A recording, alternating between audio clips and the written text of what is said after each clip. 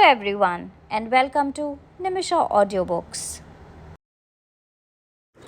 Shreemad Bhagwad Gita, Chapter 14, Gurtraya Vibhag Yog, the Yoga of understanding the three modes of material nature.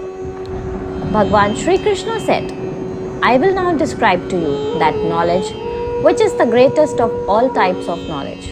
By knowing this, all the sages were able to attain perfection and reach the highest destination. By taking shelter of this knowledge, one attains my nature.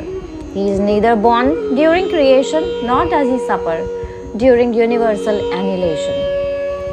O Bharat, Arjun, the vast expanse of material nature is my womb, which I impregnate and wherefrom all living beings manifest.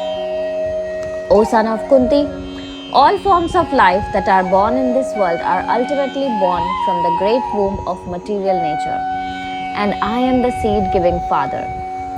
Goodness, passion, and ignorance are the modes born of material nature.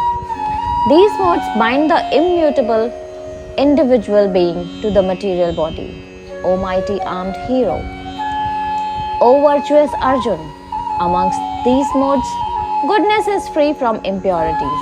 It gives knowledge and frees from distress.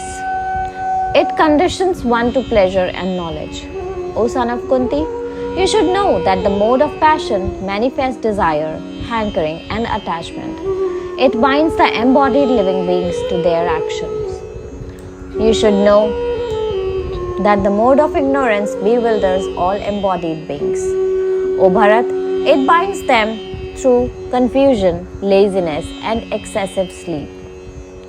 O Bharat, the mode of goodness conditions one to happiness, the mode of passion creates attachment to perform action, and the mode of ignorance covers knowledge and creates bewilderment.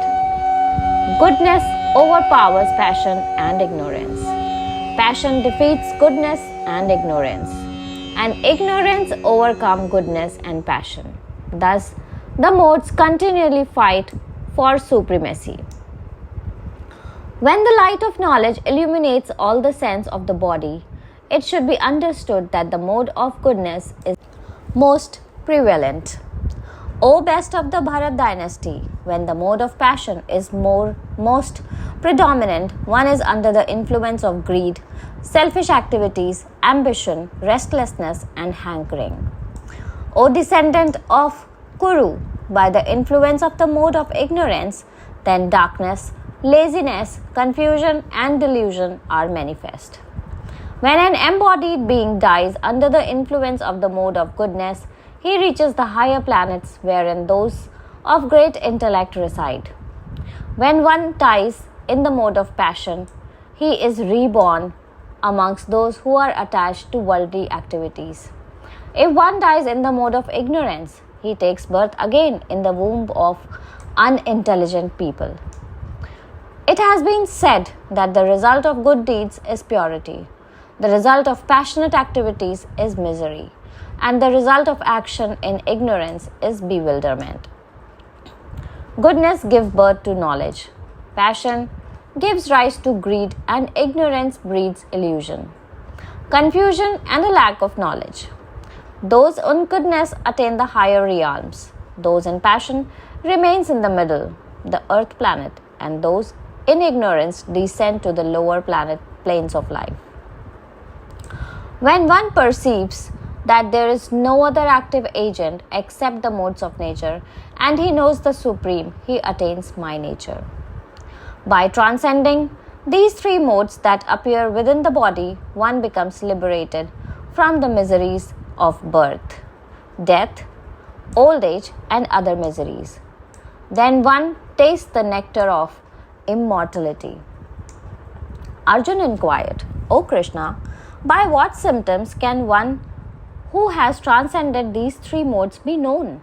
How does he act, and how does he transcend these three modes?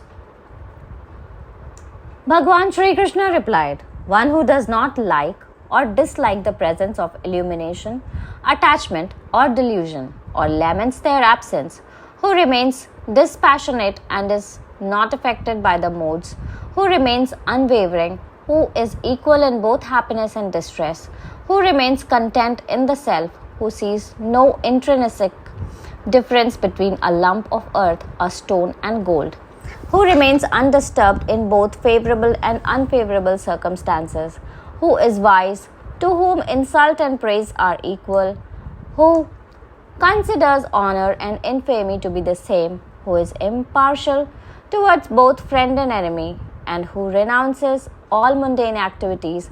Such a person is considered to be beyond the modes of material nature. One who performs service to me in Bhakti Yoga without deviation transcends these modes of material nature and is qualified for liberation. I am the foundation of the immortal, imperishable Brahman, who is the basis of eternal dharma and supreme bliss. Om Tat Sat.